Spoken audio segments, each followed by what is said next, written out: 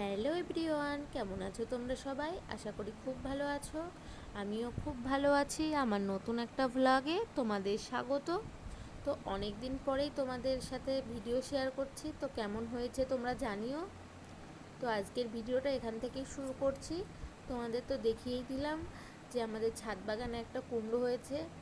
তো লেবু গাছের মধ্যে কুমড়ো গাছটা হয়েছিল, আর এই যে ছোট্ট একটা কুমড়ো ধরেছে। অনেক গাছের ভিতরেই কুমড়ো গাছ হয়েছে, কিন্তু এই গাছটাতেই একমাত্র কুমড়োটা ধরেছে। তো ভালোই লাগছে, নিজের ছাদ বাগানে বেশ কিছু সবজি হলে ভালোই লাগে। তো আমাদেরও সেরকম ভালোই লাগছে। আর এই যে সকালে জামা কাপড় কাচার ছিল, তো সেইগুলো কেচে আমি একবারে ছাদে চলে এসেছি মেলে দিতে। তো জামা কাপড়গুলো মেলে দেওয়া হয়ে গেছে। তারপরে আমি এই যে ফ্রেশ হয়ে নিচে এসে যে রান্নাটা চাপিয়ে দিয়েছি।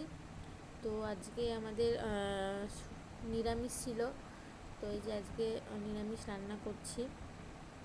তো ভিডিওটা ছিল শনিবারের, তো ওই জন্য আমাদের শনিবারে নিরামিষ হয়, ওই জন্য নিরামিষ রান্না হচ্ছে। আর এদিকে এই যে আলুটা ভাজতে দিয়ে আমি মশলাটা করে নেব। তো ওই জন্য আমি টমেটোটা কেটে নিচ্ছি, আর আদা জিরে দিয়ে মশলাটা আমি করে নেব। তো আজকের মেনুতে ছিল আলু পটলের তরকারি, সর্ষে ডাঁটা সর্ষে আর কি সজনের ডাঁটা সর্ষে বাটা দিয়ে করেছি, আর সজনের শাক ভাজা। তো এই যে আমি রান্নাটা করে বাটনা করে এই যে বাসন ছিল কিছু, তো সেগুলো আমি একদিকে মেজে নিচ্ছি। যে বাসনগুলো আমি মেজে নিচ্ছি। আর সকাল থেকে আজকে অনেকগুলোই বাসন হয়েছিল, তো ওই জন্য আমি আর কি অনেকগুলো বাসনগুলো মেজেই নিয়েছি অনেক।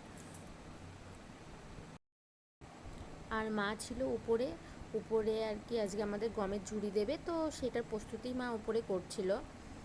গমের ঝুড়ি নাকি সঙ্গে সঙ্গে ঢেলে না দিলে আর কি শক্ত হয়ে যায়, তাই বলছিল মা। ওই জন্য মা সব উপরে প্রস্তুতি করে এসে তারপরে আর কি ওই গমটা জাল দেবে।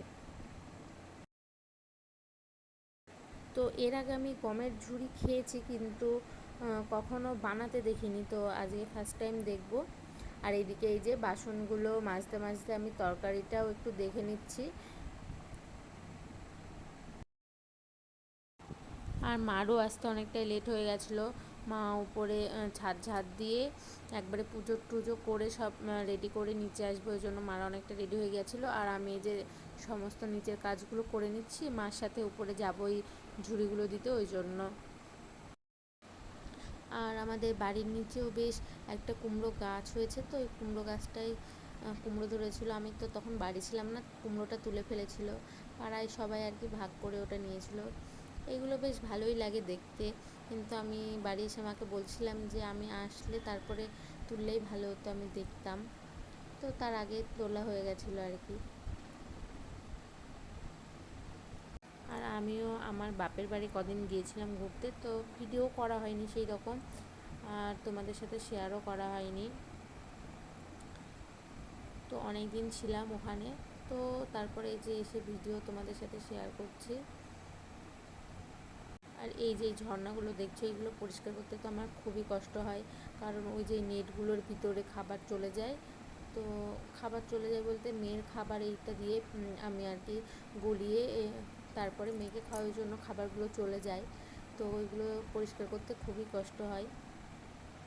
আর ওই যে ওইদিকে আমার বাসনগুলো মাজা কমপ্লিট হয়ে গেছে, আর এই যে এদিকে রান্নাও মোটামুটি হয়েই এসেছে। আর আমি আরও তাড়াতাড়ি করে রান্না করে নিলাম, আর মা এসে টাইম পাবে না ওই জন্য। আর আমার তো রান্না করতে বেশ ভালোই লাগে, ওই জন্য আর কি তাড়াতাড়ি রান্নাটা সেরে নিলাম। আমি উপরে যাব মায়ের সাথে ওই ঝুড়িগুলো দিতে, ওই জন্য আমি রান্না করে নিলাম। মা নিচে আস্তে আস্তে আমার রান্না হয়ে গেছে। যে মশলাটা আমি ঢেলে দিলাম, এটা ছিল হচ্ছে ওই ডাঁটার তরকারিটাই। এটা চাপিয়ে দিতে দিতে মা নিচে চলে এসেছিলো। আর এই যে আমার রান্না এদিকে হয়ে এসেছে। তারপরে এই যে তোমাদের বলেইছিলাম যে মা পাঁপড় দেবে, তো এই যে আমার রান্নাগুলো কমপ্লিট করে চলে গেছিলাম এই যে পাঁপড় দিতে। এই যে মা বসে পড়েছে পাঁপড় দিতে, এই যে তেল মাখিয়ে নিচ্ছে পাতাটায়। তো পাঁপড়গুলো দেওয়া হয়েও গেছে।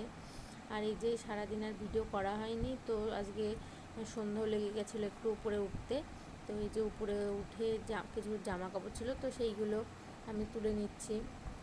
আর মা বিকেলে বললো আমি আর উপরে যাব না, কারণ পাপড়গুলো তুলে নিয়ে এসেছিলো। আর আমি উপরে গেলাম বলে মা বললো আমি আর উপরে যাব না, তুমি একবারে ঠাকুরের বাসনগুলো মেজে আসবে। তো এই যে আমি একবারে ঠাকুরের বাসনগুলো মেজে নিচে চলে গেলাম। তো আজকের ভিডিওটা এতটাই ছিল, ভালো লাগলে লাইক কমেন্ট শেয়ার করে দিও।